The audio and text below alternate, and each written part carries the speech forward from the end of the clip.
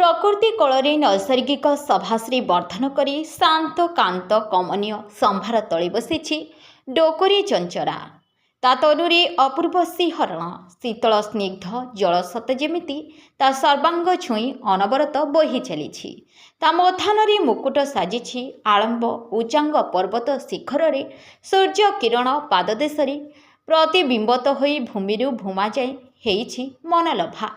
अनति दूर रे झरणा पहाड़ मंदिर जीवजंतु वृक्षलता अमर लिपि गुंफा गुड़हांडी अनेक कीर्ति राजी रे पूर्ण यौवना हेइछि डोकरी चंचरा।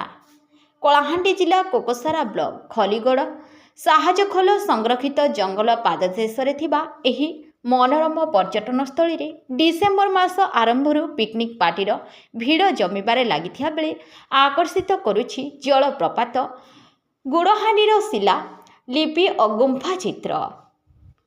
चलित वर्ष पर्यटन ऋतु आरंभ होइछि। सप्ताहे हेब पर्यटकंक आगमन मध्य आरंभ हेलानी।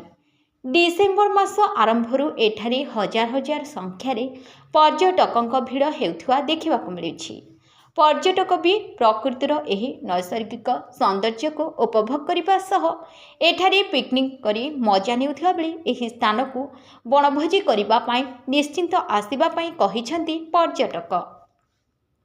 एठारे श्रीराम मंदिर ऐतिहासिक गुड़हांडीर शिलालिपि गुंफाचित्र सह दुई जलप्रपात डोकरीदर और भैरवधार पुण्यकुंड सह जलप्रपातर दृश्य सांगकु चारिआडे बेष्टित पहाड़र मनोरमा दृश्य वर्ष वर्ष धरी पर्यटकंक आकर्षणर केन्द्र रही आसिछि।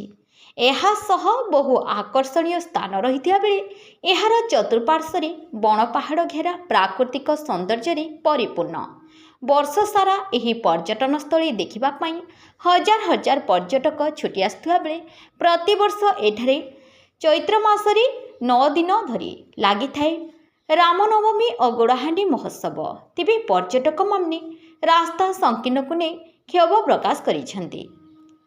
पहाड़र छाती चिरी प्रभावित हेउथबा भैराघुमुर और डोकरी द्वारा जलप्रपातर सुंदर दृश्य पर्यटकों को आकृष्ट करने सह राज्य सरकारक पर्यटन विभागर अनुदानरू होइथिबा मनलभा कारुकार्य एठाकार सौंदर्य को द्विगुणित करिपारिछि। चलित वर्ष पर्यटन ऋतु आरंभ होइथिया बेले सप्ताहे हेब भिड़ जमिबारे लागिछि। एणे पर्यटकों स्वागत निमंते एही ऐतिहासिक पर्यटन स्थली सजै होई पुणी नजर को आसाइछि।